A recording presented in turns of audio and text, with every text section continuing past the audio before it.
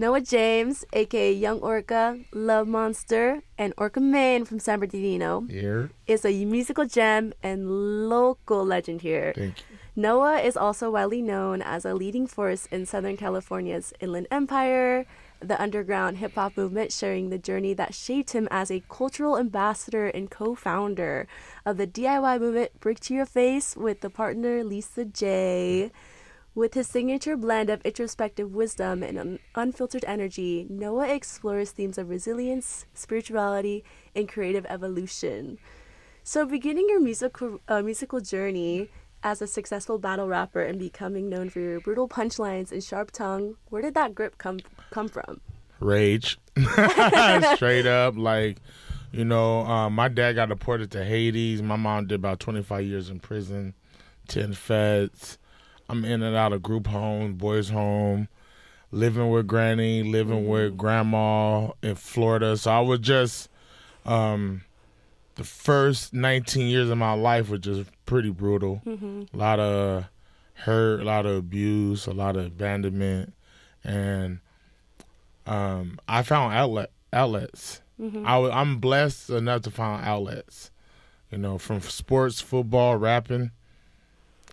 And I just use it. I put all the rage. I put the energy I have that I feel like I want to crack the world in half. I put it in music. And that's what I did. I don't care. I was tearing people down, tearing whatever down, disrespectful. Instead of hurting people spiritually and physically outside of that realm, I just used this arena to channel all of that. And that, I guess, it made me successful enough. But it made me... it blocked a lot of blessings too. Because every day I'm tearing someone down.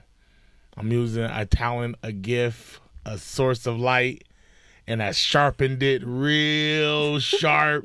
Then I didn't even step you with the sharp part. I made it blungent and rustic, and I started using it for self-indulge sometimes, just to feel... It's like a dog shaking a toy and want to hear the squeaking noise. That what battle was for me. For a point, was like, I need to get this out because I know this is bad. I really need to get this out, and it was good for the moment, but whew, sheesh. Do you feel like those eras of what you went through, that turmoil, really shaped you into finding your voice in the beginning era of your music? Yes, it kept me warm. Like that rage, that hate, that bitterness, for the moment, I had something. I wasn't numb. That's the blessing. I wasn't numb. I felt it. And I remember a therapist she said, that's the best thing you could have done, to not go numb. She said, you went through the fire, the phoenix part, the burning part, not the ash part or the phoenix spreading the wings and the fire. I'm talking about the bone gristle, organs popping, burning from inside to become new. And I had to give glory to that. I was able to endure that, so yeah, it helped me. I feel like experiences like that, as much as it's painful, it really does take someone to build something up of themselves, and like how you're doing, and just making that through music, putting that out there, and letting people know, hey, bro, I've been there, and we got this. I have so many examples, from grandma to mama to auntie. Majority of the women in my life, my matriarch, I seen it. So it was like I could touch it, even in an ancestor way. I could touch it, I could feel it. So it's there. I just have to be aware and not scared for change. That's all it is. Like, for me to become the new person, the old person got to die. So I have to really remind myself that all the time. Like, sheesh. You're known for these autobiographical rhymes. How important is it for you to tell your story in your music?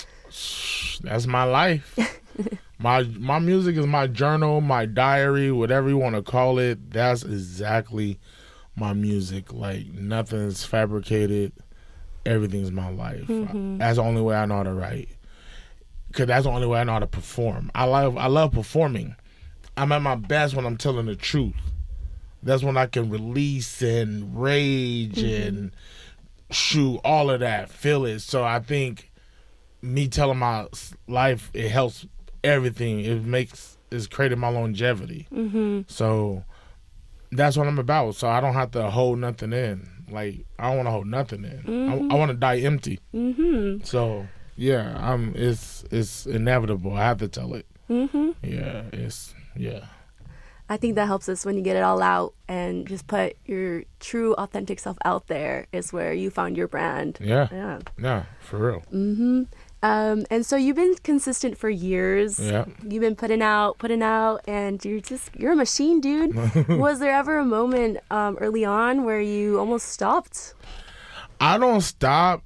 I take, on the stove, there's the simmer burners on the back, right? Those are simmer burners.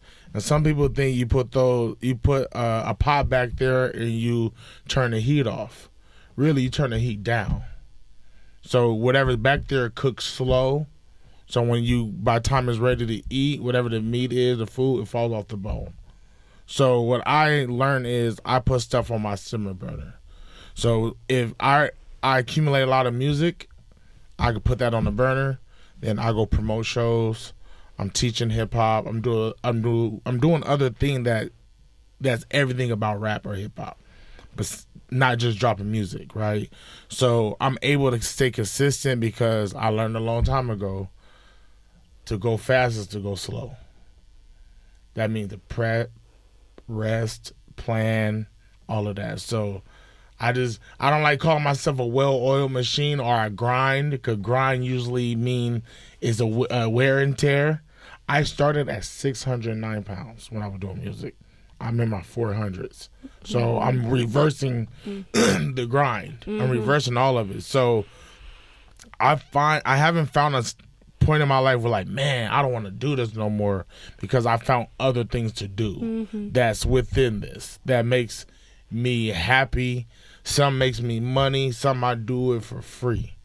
I do it for just the love. And some stuff I will tax you. I will. You're gonna pay me double because I know what my value is and what work I'm about to put in. So it's like, my favorite word, compartmentalize. I gotta compartmentalize everything. So I learned how to do that. And someone said I do that because I'm a Capricorn. I said whatever. The earth sign. Yeah, you got a lot of balance there. Yeah, I feel that's why I'm the orca. That's why I choose the orca, because of balance. Right. I'm the orca. I'm an orca man. Like, it's all balance. I'm the love monster because the same thing, a balance. Like, it's all, to me, it's all, you're going to be ultimate love or you're going to be ultimate violence. You're going to be ultimate this. So I learned how to just be like, all right, I'm all of this, but I got to figure out the good of it. But I accept myself. That's most important. And speaking of, your music shows, although a lot of the heavy stuff, but also your love of anime, wrestling, self-love specifically. What's a specific anime or wrestling moment that inspired a song? Man, Majin Buu, Buu Saga, Dragon Ball Z, man. I was in juvenile hall. Listen, this story is light, but it gets dark. I was in juvenile hall, and I started watching Toonami, and the Buu Saga was on, and I really got into it. When I got out of juvenile hall, instead of getting back out into my shenanigans, I ended up just doing homeschooling and going to San Andreas for some I was being bad. So I stayed home and did that. I just watched Dragon Ball, and that inspired me so much. In the midst of that, 6 of my homies got murdered. Wow. That's like that summer. Wow. Whoa. So my connection to anime is a little different now. Like, it literally saved my life, because I would have been outside with them. But this Dragon Ball Z, I remember watching Dragon Ball until the Mundo as a kid, and my homie would translate. Like, my granny would feed him, and he would translate for me, like, because it was just in Spanish. So he would translate that. But watching Toonami, just how it happened, I was like, yo, this saved my life. So now anime to me is like everything in a sense of, knowledge. Like, now I watch Naruto for knowledge. Like, if you don't know what to do with your darkness, look up Naruto at the Waterfall of Truth. If you don't know what to do with your darkness, I pinky promise you, after you watch that, you're going to know what to do with your darkness. perfect. Bro, you're transmuting it, bro. I'm telling you. Transmuting it, dude. I love it, man. I want people to win. I want people to win. You really got to love yourself beyond. You got to love yourself so much that people can't come up to you and be like, God told me to give you a message. Well, God didn't come up to me. I'm not taking that. God said, I want to pray for you. Well, what you praying about? Cause it might be a curse. That's that point. You got to love yourself. Yeah. Yeah, you really do. It's just you. Yeah, just you. It's just you. Love yourself a much. Yeah. And looking back at all of your recordings, was there a release that means more to you than others? I have a project called Granny Said. It's a lot of wisdom from my grandmother on top of a lot of fun stuff, a lot of my quote-unquote hit records. And I got like voicemails from my granny on it, right? But I dropped it while she was alive. Oh, wow. Because she wanted her flowers while she's breathing. Okay. She said you will be fake if you drop an album about me and I'm dead. She said I want my flowers now and I want 40%. Okay. And if you use my slogan, go where you celebrate it, now you tolerate it, I want my 40% too. I said, yes, ma'am. I said, yes, ma'am. I said, I appreciate you. I got you, ma'am. She's on the cover on it. It hit #1 on iTunes. It hit so many lists. She like Lisa took the picture and my granny, like, she's like this, like, oh, I'm going to do this, and you going to wear your red jacket, I'm going to wear my blue. So that album, she's gone now. But it's like, that year, it was crazy, like, just see my grandmother plastered everywhere. And it's me. It's not me even being, some people are very PC with their grandmother. My grandma, I'm weird. Everything. I can be who, I can be... how I am with you in the world is how I am with her. And she told me, she said, that's how you need to live. She said, imagine it's just me around. And if you can figure that out, you're going to be all right. And man, that project, Granny Said, man, right, my big dog right here. Oh, representing. Yes. Yeah, so yeah, Granny Said. Go listen to it. Merge put it on his top 10 list up there, you know. It was beautiful, man. It's Granny Said. That's my like. That right there is your bread and butter right there. Your latest singles include Will to Fight, Black and Brown Aura, Peachy Love, and Boo's Hungry, which is a Dragon Ball Z inspired song. Yeah. Are these singles leading up to a bigger release? Yes. Like, Boo's Hungry been out, how long, Lisa? 2015. I just kind of re-release it because I got a new, like, publishing. Peachy Love is an old song that I re-released now that is, like, I remastered, and I'm getting more in my nerdcore category. Then the Will to Fight is what's going on. Black and Brown is what's going on. So I'm like, I'm gonna do music for me. They're gonna keep my mind at ease while I do music for myself and society. So those two records were for myself and society, and my fans that look up to me, that's black, that's brown, that's going through this, hear my voice too. And they're like, I'm going to give you Will to Fight, and I'm going to give you some controlled chaos. I'm going to give you some destruction, because I'm the love monster. I'm the orca. We hunt or we play with food. So I'm like, I wanted to give those, the contrast of me, of both sides. Like, you don't have to be this singular mindset. One day you can be given all the love, and the other day you can want to crack the world in half. It's okay. Show it. So those been leading up to a project I got with my bro Slick C. Then me re-releasing Boo's Hungry, because I got the voice actor of Majin Buu to rap on Majin Buu on this record. Okay. And that's crazy. That is. So the voice actor, again, let's go back to the story of me and Juvie watching Dragon Ball Z, and the person that's the Majin Buu's voice found me on Instagram and asking he rap on the record. No way. And that's 10 years later the record's released. Wow. So that's the power of consistency and really believing in myself and this record of just fun carnage.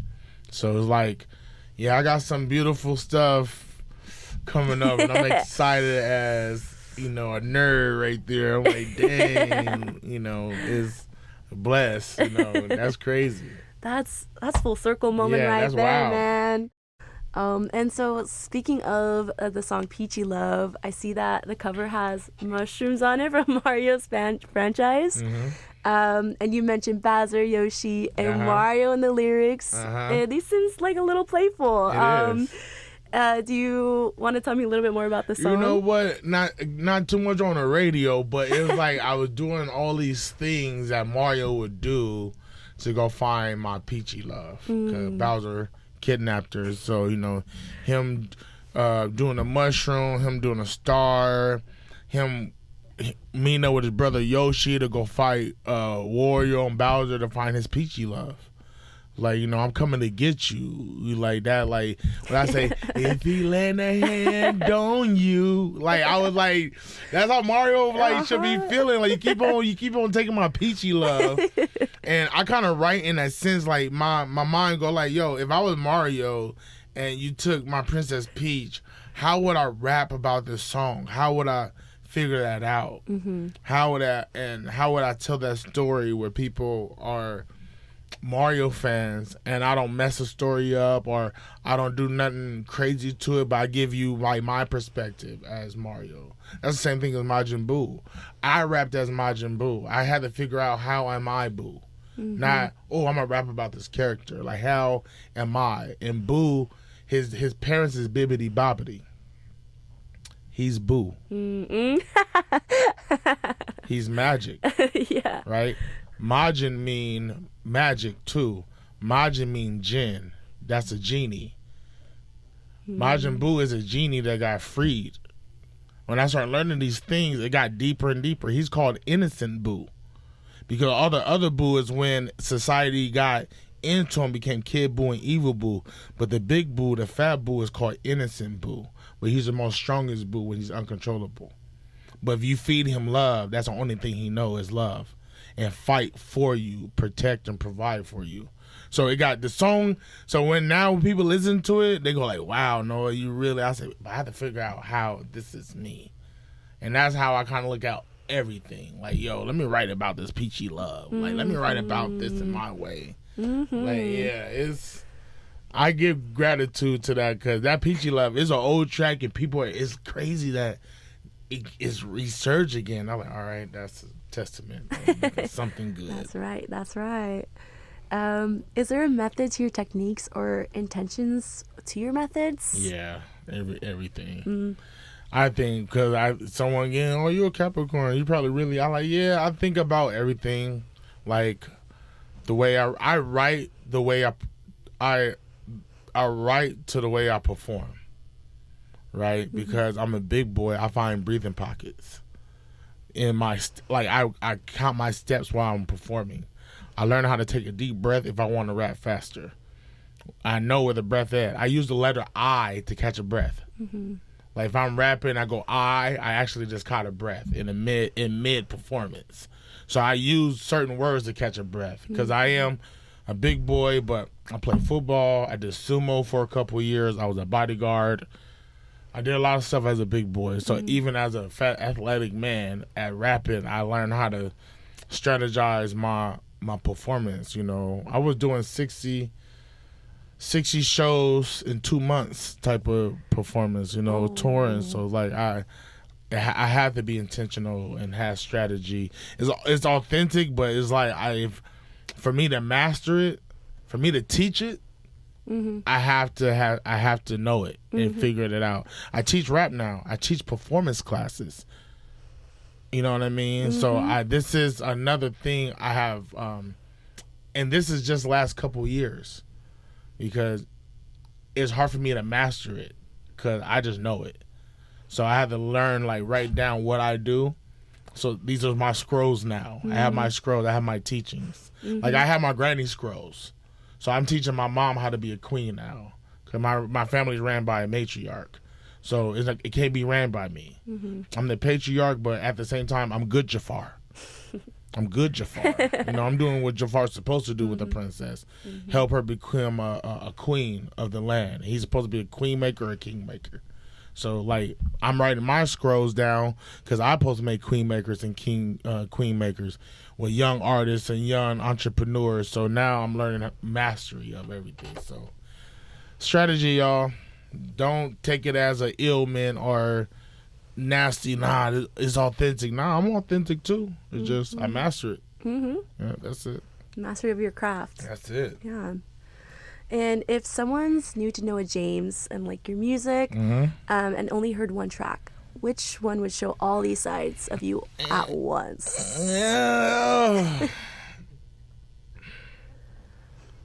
Dang. Keep that energy to yourself. I can't cuss. What's a cuss word? Can I spell it? Huh? Keep that shitty energy to yourself. Featuring Murs.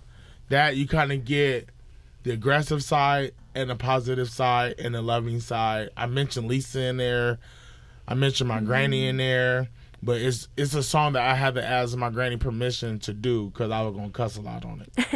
And the hook is literally keep that shitty energy to yourself. And it doesn't, it's a paradox. Cause it's very, it's punk. It's like when I used to be in punk bands and stuff like that. Like, it's mad punk. It's blues. Okay. Right? So my music is blues. It's a vitamin and a brownie. You think you're hearing something dark. You think you hear something ominous, but once you hear the lyrics, you go, oh, wow. He's saying something very positive. It's in that, It's worth going, dig and dive, because once you dive into it, you're going to have to, something in yourself going to have to come up, too. So, yeah, keep that shitty energy to yourself. Yeah. All right. Yeah. What shows and events do you have coming up? Man, I got April 15th. At the Barn, UCR Spring Concert Series. I got April 26th, Haven City Market, R&B party. I'm DJing. So I'm Noa James when I'm rapping. I'm Orca Mane when I'm DJing. So Orca Mane would be there. Then that night, same day, same night, April 26th, I'm in LA as Noa James rapping. Okay. That night, and in May, I'm doing the Happiness Pursuit Festival with my brother 60 East called Thop Fest. And 909 Day, September 9th, RMA, Riverside, Big Inland. It's us celebrating each other of all the artists and stuff like that. So it's our 6th year doing it. Okay. It's at the RMA Riverside. That's all the way out that way, but it's like, it's big. That's 909 Day. I'm in my promoter mode, Anyone want to get involved and help me out, holla. That's right. And as we wrap up, any last words do you want to share with the audience? Shout out to my baby Lisa Day that's right here in front of me. She's right here. You know where she at. She right here, my baby girl right here. I'm touching her. Right here. Look, that's me kissing her hand. Shout out to my whole squad, BTYF, Mighty OD.